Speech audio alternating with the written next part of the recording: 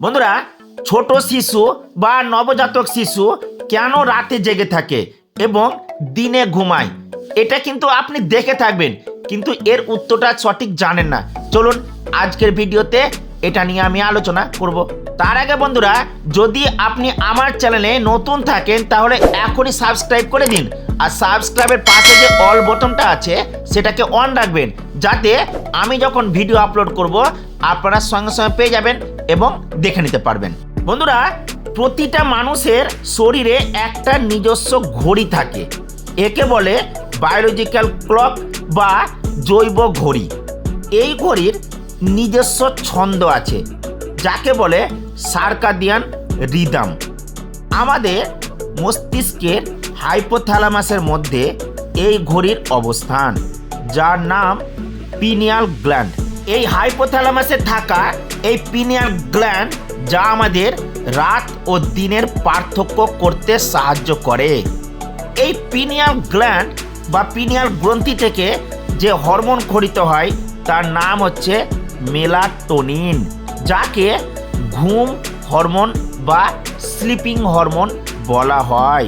আমাদের মস্তিষ্কে থাকা হাইপোথ্যালামাস বাইরের পরিবেশ থেকে সংকেত নিয়ে আমাদের শরীরকে জানায় এখন ঘুমাবার সময় হয়েছে।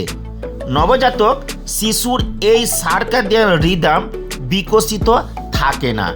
এই কারণে শিশু জন্মের প্রথম 3 থেকে 4 মাস রাত দিন পার্থক্য বা আলাদা করতে পারে না।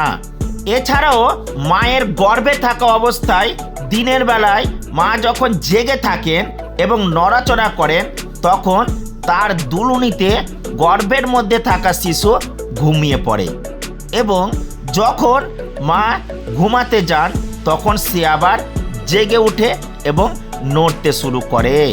নবজাতক শিশু বা ছোট বাচ্চাদের এরকম অভ্যাস বা আচরণ দেখে কিন্তু মা বাবারা বিরক্ত হয়ে যান, কিন্তু আজকে থেকে আর কিন্তু বিরক্ত হবে না।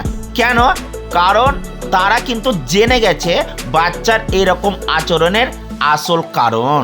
শিশুর এই ঘুমের যে অভ্যাস সেটা জন্মের পর কিছু সময় লাগতে পারে। শিশুর ঘুমের এই রিদম বা রাত্রে জেগে থাকা এবং দিনে ঘুমিয়ে থাকা ঠিক করার সবচেয়ে ভালো উপায় হলো শিশুটিকে দিনের বেলায় আলোর সাথে পরিচয় করিয়ে দেওয়া এবং রাতের বেলায় কম আলোতে রাখা। তাহলে দেখবেন প্রত্যেক বাবা মা ওর কিন্তু এই অভ্যাসটা আস্তে আস্তে ঠিক হয়ে যাবে। বন্ধুরা, যদি ভিডিওটা ভালো লাগে বা আপনার কোনো কাজে লাগে তাহলে অবশ্যই ভিডিওটিতে লাইক দিতে ভুলবেন না। আর হ্যাঁ বন্ধুরা, যদি আপনাদের এরকম কোনো ফ্যাক্ট বা এরকম কোনো তথ্য জানার ইচ্ছে থাকে তাহলে অবশ্যই কমেন্ট বক্সে লিখে জানাবেন। আপনার কমেন্ট দেখে আমি নতুন ভিডিও করব, আপনারা দেখে নিতে পারবেন। ভালো থাকবেন, সুস্থ থাকবেন, আমার চ্যানেলের সাথে যুক্ত থাকবেন।